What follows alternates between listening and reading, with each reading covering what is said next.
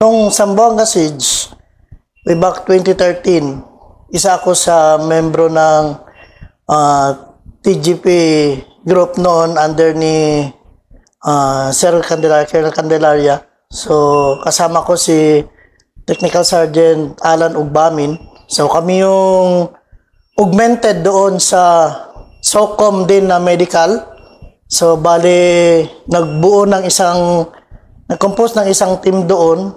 3 kami dito kasama yung ilang personnel sa SOCOM. So, kami yung pinadala doon as forward medical personnel na kahit pa paano makatulong doon sa tropa natin during yung siege na yun.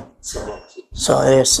So, yung time na yun, since first time nga siyang nangyari, so, pwede kong masabi na kakaiba kasi nga, kami yung pinadala doon sa loob kasi ang main purpose nun ni Sir Candelaria is malapitan namin. Kami yung unang hahawak doon sa mga may mga wounded. So, kung saan yung pinakamalapit na target ng tropa, hanggat maaari lalapit kami para just in case may casualty, kami yung unang mag-i-extricate, kami yung unang hahawak sa casualty. In short, hindi lang kayo combat medics, kumbaga dual na rin, makikipaglaban na rin. Ganon na rin talaga yung nagiging actual doon. Kasi, no choice kaya, nandun ka sa loob eh. So, primary talaga, maging operating troops muna bago ka maging medics. Yun talaga yung... So, narinig niyo yung mga tutukan doon? Talagang actual. So, kung sa putukan lang, may mga times pa doon na minsan sa amin sa harap dumadaan yung napapaano kami. Kasi nung time na yun, saan-saan nagagaling yung patak ng mga 2 o 3. So, pag nagpulasan yung mga kalaban, minsan doon sa amin dumadaan, nagbubulagaan na lang kami, titinginan na lang minsan. So, may mga ganun na instances na Ano yung araw na gaano karami yung... nung dumating kasi sa tandang-tanda ko, September 9, nag-jump off kami dito. 10, nandun kami. Umaga ng September 10, nasa West Mincom kami noon. Nung pagkahapon, pinasok na kami doon sa loob sa Santa Barbara. Malapit doon sa may emergency hospital ba yun? Doon kami naka-standby noon. Noong mga first day, hindi pa naman siya, sa part namin, hindi pa siya ganun ka dami yung casualty na na-encounter namin. Kasi, bago kami, may mga nauna ng mga medics doon. So, hindi siya ganun ka Nung time lang na after 2 days siguro noon, nung nag-decide na si Sir Candelaria na lumapit kami, pumasok kami doon sa, kung naalala ko, kung hindi ako nagkakamali, yung sinasabi nilang KGK building, doon kami noon. Doon na talaga kasi bago makalabas yung mga casualty, dadaan muna sa amin eh. Kami muna yung unang hahawak. So, sa lahat ng mga casualty doon sa naalala ko, merong isang, di ko na i-mention, merong isang casualty doon na itinawag sa radyo. So, pinuntahan namin noon. Sakay-sakay kami ng tanner. Nung pagdating namin doon sa loob, habang nagpuputukan, so pagdating namin sa loob, nakita namin, hila-hila na yung isang wounded. Nakita ko initially nakapak yung sa may singit niya. Napakalaki yung pinak na, initially na-treat na siya sa loob, pero nakita namin, masyadong grabe yung bleeding niya. So, as a medic, so, initial care naman natin na to stop the bleed kasi alam natin yun yung number 1 cause of death sa battlefield, lost blood. So, initially, pre-nasal dress natin yun to the point na ma-stop mo na yung bleeding bago siya i-extricate totally para madala siya doon sa second level of care. So, by that, hindi ko lang makalimutan doon na talagang being a combat medics, you need to perform dual duties talaga. So, you need to secure yourself and ideally, you need to secure also the casualty na ongoing perfect siya nung time na yun. So, sa mga conscious na patients mo, anong hindi mo makalimutan sa kanila during na gano'n? Yung conscious patient naman, ito hindi naman kaila sa atin na talagang doon ko na-experience yung ano, meron kami isang casualty doon na hindi ko nakakamali sa 15 company ito under kay Sir. Actually, na-wounded din si Sir Lansan doon eh. So, bago kay Sir Lansan na na-wounded, may tropa siya doon na kwento kasi nila, bago kasi sila papasok sa area, magkakasama kami doon sa isang area. Na parang ginawa naming, casualty collecting point. Magkakasama yung tropa doon. So, bago nila pinasok yung isang area, kwentuhan pa nga, yung plano nila na tapunan ng granada para mapasok ba. So, nung time na yun, pag-go nila, pagpasok nila, siguro mga 5 minutes lang siguro. Tawag na sa radyo kasi may casualty na. So, nung in-extricate namin, nakita ko talaga siya. Wala siyang sugat. Talagang naano talaga ako. Wala siyang sugat. Pero makikita ko talaga, butas-butas yung ano niya. Yung damit niya, butas-butas. Yung bandolier niya, butas. Pero nung tinanggal ka, wala siyang sugat. Doon ako naman, bakit? Ang nakita ko lang talaga, dumugo lang yung tenga niya, tsaka ilong. Tapos ang kakaiba doon, ano yung hawak niya sa dibdib? Nung binuksan ko yun, meron siyang parang kwintas ba na ano. Yun lang yung ano niya. Tapos sabi niya, Master, hindi ako makarinig, hindi ako marinig. Hindi, kung ano yung instruction ko sa kanya, kasi ina-assess ko siya eh, kung saan masakit, anong ano.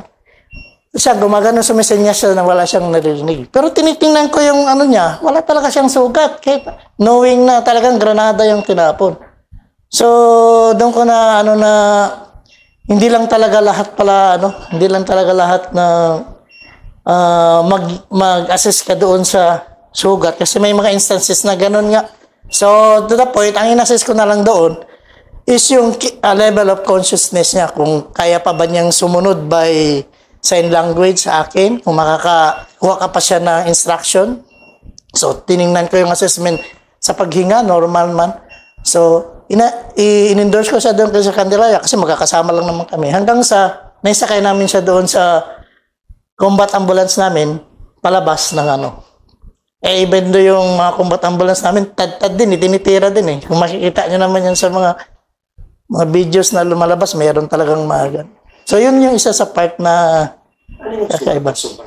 Napaka-challenge mo doon.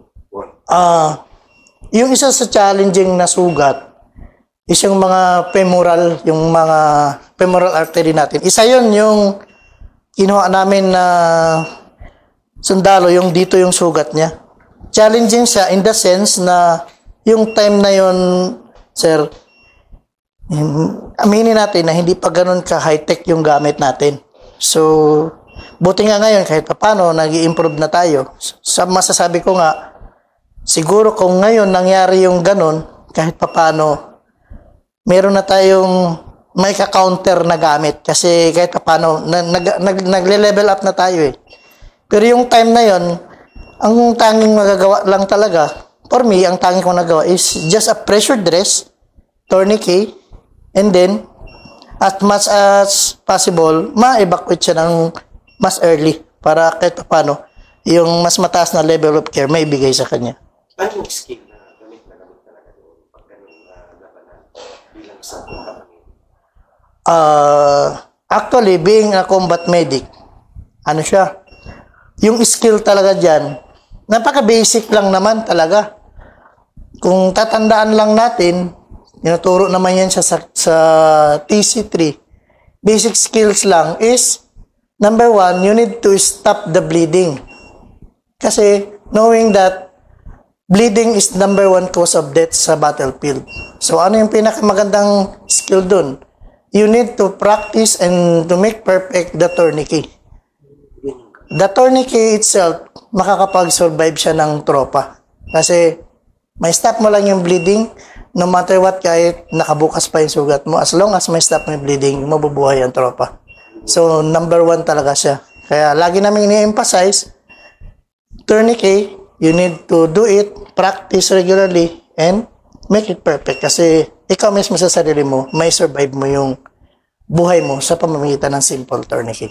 During some bonus, may patients ba sobrang desperado na self na kumbaga, ginagamot mo Tapos ganun yung Sa part naman na yan, sir, hindi naman siya tropa ang na-experience ko. Yung ganun na buhayin niyo ako. Kasi may time doon, yung mga surrenderies. So, naano din namin yan. Kasi may mga surrenderies din kasi na dinadaan din sa amin. Nung during Sambuanga Siege, yung mga surrenderies nun, so dumaan din sa amin na minsan may isa doon matanda, labas na yung bituka. Dinaan sa amin kasi initially tayo naman talaga given, kahit pa paano, tinitreat din natin yun. So nagmamakaawa na buhayin ako. So as part of medic, so binigay natin yung best na i-treat yung tao na yon para kahit pa paano, ibigay ng lahat naman tayo may karapatan mabuhay. So binigay natin yung best natin, na-treat natin siya. in short, combat medic, kahit ranger ka, hindi ka naman may pasyente. So, syempre naman. So, trabaho natin yung magligtas ng buhay. So, no matter what, kung kalaban siya or tropa siya, being a combat medic, you need to do your part as a combat medic. Ano ba ang pinaka-fulfillment ng isang combat medic? Ako, personally, yung pinaka-fulfillment ko, being a combat medic, is makita ko na yung trinit ko nag-survive na buhay. Yung kahit nga ako hindi kilala, minsan hindi ko na nga kilala yung na-treat ko. May mga instances na gano'n na may mga pagkakataon pag nakita kayo ulit, ay, master, naalala mo pa ako. Ako yung ginamat mo na ganito. Yung mga gano'n, napakasarap sa feeling yung yung gano'n, yung kahit paano, kumbaga, na-appreciate nila yung hirap mo na ginawa para sa kanila. Pero sa part natin, ano yung pinaka-mahirap tanggapin? Lagi naman din namin sinasabi, yung pinakamahirap tanggapin is yung ginawa mo na yung lahat, pero yun na rin talaga yung time na siguro hanggang doon na lang talaga siya. So, yun din yun. So, even though sabi nga din, philosophy din namin, kahit gaano tayo kagaling na medics, kung wala naman tayong guidance galing sa taas, kahit anong gawin mo dyan, kung talagang hanggang doon na lang talaga. So, mahirap siyang tanggapin. Kasi sa part nga natin, ginawa natin yung lahat. Bakit ganun pa rin nangyari? So, may mga ganun na instances. Merong mga ganun talaga. Oo, talagang wala na talaga. May mga ganun. So, parang pero tanggap mo. So, kailangan tanggapin kasi yun nga yung, yun yung talagang kumbaga landas siguro na tatahakin. So, Pero pag ligtas ka naman, tapos wala naman sa yun yung kabira na lang lagi. Pag merong, lalo na si Sir, shoutout kay Sir Candelaria, lagi niyan sinasabi yan, pagka may nagawa tayong good sa pasyente, plus 1 tayo sa langit lagi. Yun yung, namin lagi. ano yung din mo sa kanya during sa Si Sir Candelaria, yan siya, napaka, paano ko ba i-explain yan? Given na yung mabait nandyan na yan. So, pag dedicated sa trabaho, talagang pag sinabing gawin natin to, yun talaga yan siya. Tsaka ang gusto ko sa kanya, hindi naman niya ibibigay yung tasking sa kung alam niya hindi mo kaya. So, ikaw, binigyan ka ng tasking, given na nagtiwala siya sa'yo, so ibigay mo rin yung best mo. So, give and take lang siya. So, ano yung pinaka